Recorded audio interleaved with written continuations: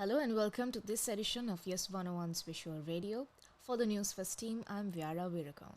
Let's have a look at your headlines first. News First headline.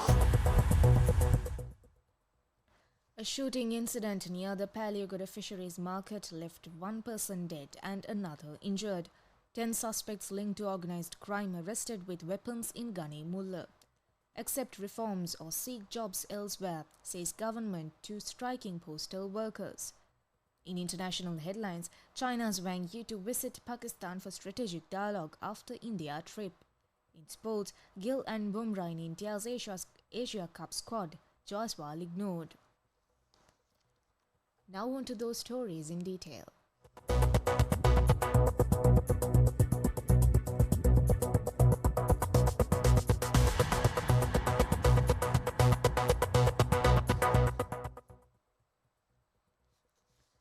A shooting occurred around 9:30 a.m. on Gnanaratana Mawatha, Peliyagoda today.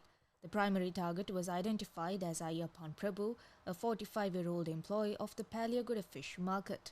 He was reportedly heading home on a motorcycle after finishing work when two individuals on another motorcycle approached and opened fire before fleeing the scene. Police confirmed that a T-56 assault rifle was used in the attack. A second individual who was travelling nearby on a bicycle was also injured in the gunfire. Both victims were admitted to the National Hospital in Colombo, where Ayappan Prabhu later succumbed to his injuries. The deceased was a resident of Aluth Mawatha, Colombo 15. Police suspect the shooting was the result of a long-standing conflict between two organized criminal gangs, with the fish market employee believed to have been deliberately targeted.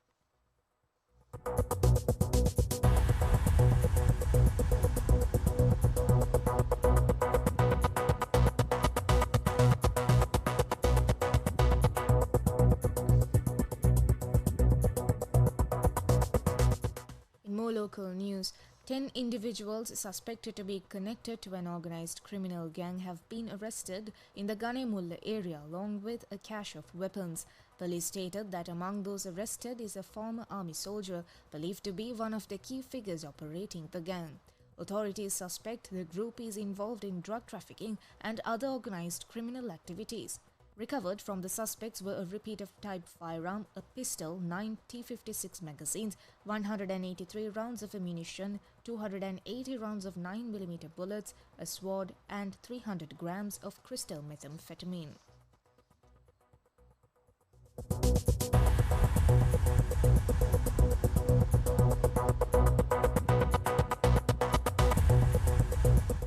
Still in local news.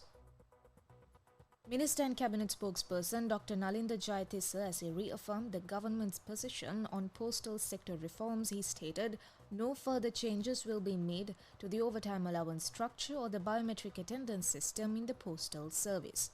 Dr. Jayatissa clarified that the April overtime allowance has been calculated based on the basic salary applicable from January 2027 and not on the increments introduced in April 2025 or January 2026.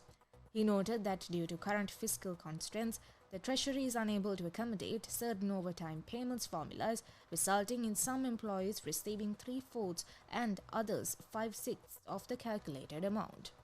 With approximately 23,000 postal workers affected, the minister emphasized that the 5/6 payment model will be applied uniformly based on the full basic salary of January 2027.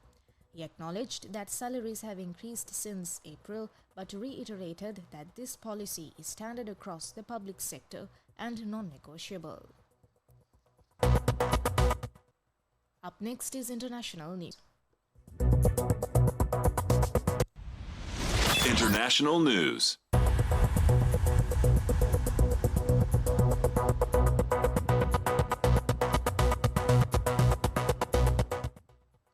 The Foreign Ministry of China has announced that Wang Yi, member of the Political Bureau of the CPC Central Committee and Foreign Minister, will visit Pakistan from 20th to 22nd of August.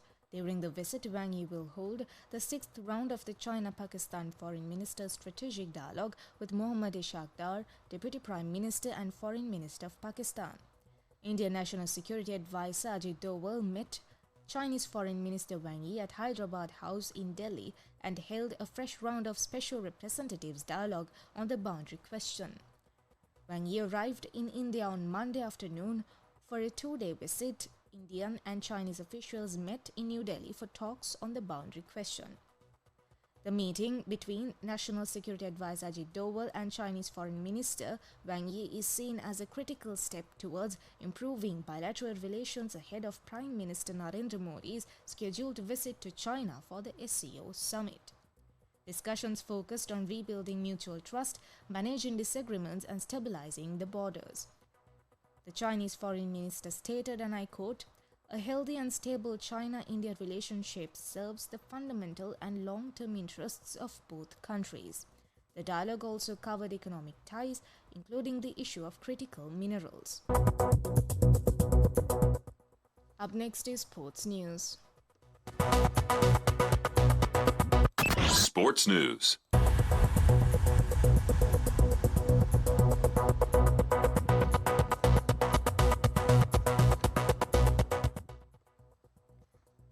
Defending champions India named top-order batter Shubman Gill and pace spearhead Jasprit Bumrah in their 2020 squad on Tuesday for next month's Asia Cup in the United Arab Emirates. Opener Yashasvi Jaiswal and middle-order batter Shreyas Iyer, however, could not make the cut in the 15-member squad led by Surya Kumar Yadav. India's Test captain Gill has not played a T20 international since July last year, when he was Surya Kumar's deputy on the tour of Sri Lanka.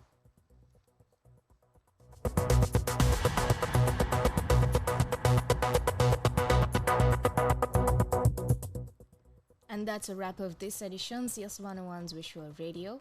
Thank you for watching.